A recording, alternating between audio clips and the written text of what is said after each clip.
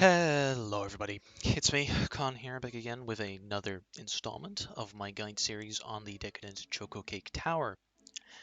In this guide, we're going to go through trays number 10 through 12. So let's get right into it.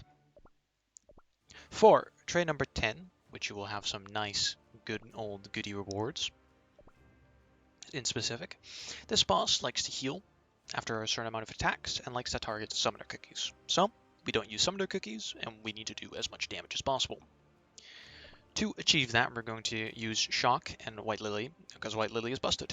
Same for Captain Caviar. For Rockstar, we're going to use crit toppings together with some cooldown crit, doesn't really matter, on what you put on the B-Squid. For Black Lemonade, we're going to use attack toppings together with some damage resist and crit. Damage resist is maybe going to be a bit more important, so focus that a little more, as she'll be needed on tray number 12 pretty hard. For Shining Glitter, we're going to use 3 cooldown toppings together with 2 damage resist toppings, together with more damage resist on the Beast Quit with some damage resist bypass that will help her do some more damage. Then we have Captain Caviar with Magic Candy at level 10. I'm using attack toppings on him for more attack as he is a big damage dealer, and just put some damage resist and damage resist bypass on his Beast Quit. And then White Lily, you will just want to use your Arena Team White Lily, which is going to use the attack toppings together with some damage spike pass. Cooldown's nice to have, but damage spike pass makes it so she does a lot of damage. For the treasures, we're going to use the standard 3 treasures of the Robe, Whistle, and Watch. You can use the rare scroll together. I said Robe, it's scroll, together with the common Watch. That's fine. For this team, you will just want to spam on auto mode and just get these 2 first if you can, or at least Shining Glitter. After that, you will just spam the living crap out of all of them. And again, if they die, just use Rare Scroll. With this team, you should have enough damage to absolutely melt the boss in 1 minute with 1 minute left. So should be very easy. It gives you some really juicy rewards for absolutely nothing. So yeah, let's head on. Oh, they all have about the same attack, by the way, damage.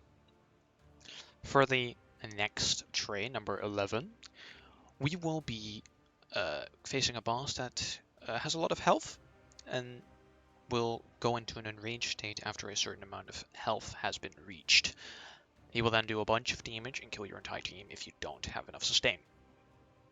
Since he has a lot of health, we will need to use some defense reduction cookies, which are going to be Rebel and Linzer. So let's go into our toppings. For Icicle Yeti, which are going to body block some damage, for us we're going to use full cooldown toppings together with some more attack speed, attack, and cooldown on the Beast-Quit.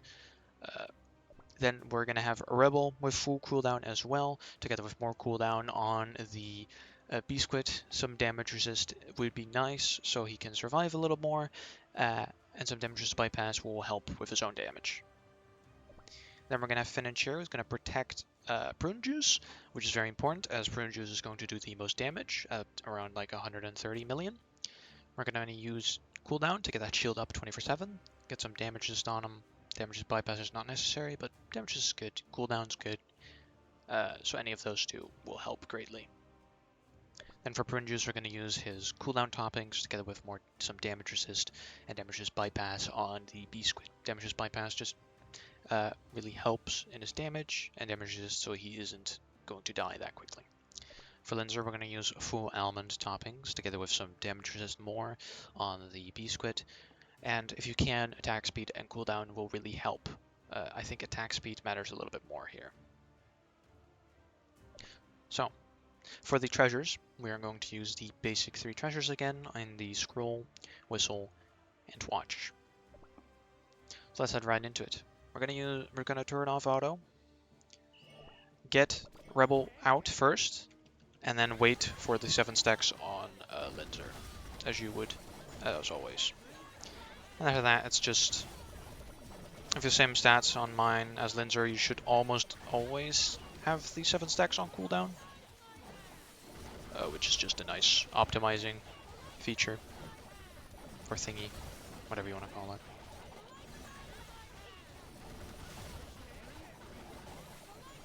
So this should be quite a sweep. With about 40 seconds left, I kind of messed up at the end, but it's fine, we beat it. Should give you about 45 seconds left, so you can use Rare Scroll if you want a bit more survivability, and Common Watch is never a problem, really. As you can see, Linzer and Finch are doing a little bit of extra, but our main damage dealer here is, of course, Prune Juice. So, for replacements, you can try replacing Finn and Sheer with like Rockstar, for example, or Captain Caviar if you need more damage. I believe Captain Caviar is usually in this spot instead of Finn and Sheer, but I noticed that the team dies a little too quickly, and you don't actually need his damage to kill the boss, since Prune Juice absolutely carries together with Rebel. So yeah. Then we've come to the fated tray number 12. Tray number 12 is the exact same thing as the last time, only this time they become more vulnerable to electricity type attacks when they are enraged. So for this team, I'm going to simply give you this one team that has worked for me. This is very hard, but I believe if you're watching this pretty recently, you should have your free Stormbringer by now. You will want to use Stormbringer, as it just makes it so much more easy to clear this. So for this team, we're going to use Stormbringer with full attack toppings, together with some cooldown. Damage is not necessary here, but that would help. You can also try Damage's Bypass if you need more damage, but cooldown is actually quite preferred here, so that she kind of times up together with Rebel, who you're going to give a lot of cooldown as well. We're going to use cooldown toppings together with a lot more cooldown, or just a little bit of cooldown here. More the better, really. Damage resist not really necessary on this stage, as the boss attacks Black Lemonade, and Damage's Bypass really helps with his own damage, which is quite important if you're lacking damage itself. If you don't have this on Rebel and you're not doing enough damage, get damage resist. Get it like just these two should be good enough. For Rockstar, we're going to use crit toppings again, together with just some random ones that should do cooldowns, probably the most preferred. I think crit helps with his buff, so that might help with some extra damage. Then we have Black Lemonade, who's going to need damage resist. I would probably recommend getting 2 damage resist toppings to get around like 12%, so that she doesn't die that easily. Together with some attack toppings, she will do some decent damage as well, being an electric type. And then we're going to absolutely put in another sub DPS goat, which is going to be, Black Raisin on cooldown toppings. I have put my Black Pearl B-Squid on him, giving me 3 damage resist bypass. You don't need to think about damage resist, as Black Lemonade, again, is the only one being attacked, so they need to be the most tanky. Get a lot of damage resist. They do a lot of damage when you do that. 3 basic treasures, as always, in the Scroll, Watch, and Whistle. So let's get right into it. It should be, you want to queue these 2 up first. Just try to get Rebel first, actually, just always. You kind of want to queue these 2 together as much as you can, since Stormbringer will be your main damage dealer at about 60 million. After that, it's going to be Black Raisin, and then it's going to be Rebel. And then Black Lemonade. Black Lemonade's going to be on heavy fire here, so you might have to retry. Whistle really helped here, but I'll go into that a little later. Should all stay quite alive. And clear it. There you go, 4 seconds left. I think the most I got was about 6-7 seconds left. As you can see, about 60 million from Stormbringer, 10 from a Rebel, around 11 from Black Lemonade, and 20 from Black Raisin. I struggle a little bit here to get to damage, together with, you know, Black Lemonade not dying, because if Black Lemonade dies, your entire team dies. Simply said. The only treasure change, other than I wouldn't, you will probably just need to get Epic Scroll here for the damage. You can try replacing Whistle with the Scythe, the Electric Scythe. Um, Problem with this, yes, it does more damage, a little bit more, but it's really only for your Electric type cookies, as we kind of noticed that Black Raisin does a lot of damage. Whistle is a lot better, as she gets buffs as well from Whistle. But you can try doing this. Could work, but your Black Lemonade will more likely die, so you'll need to put more damages in there.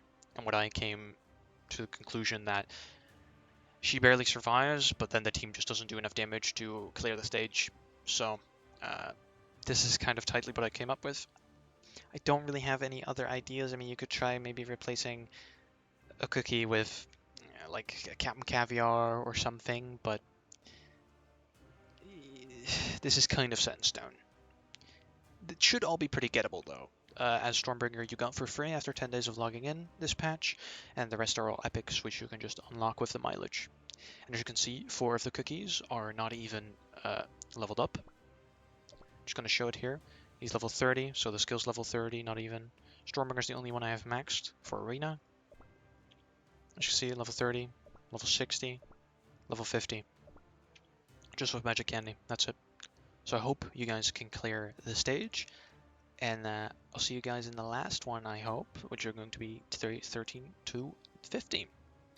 Hope it helped, guys, and I'll see you in the next one. Bye-bye.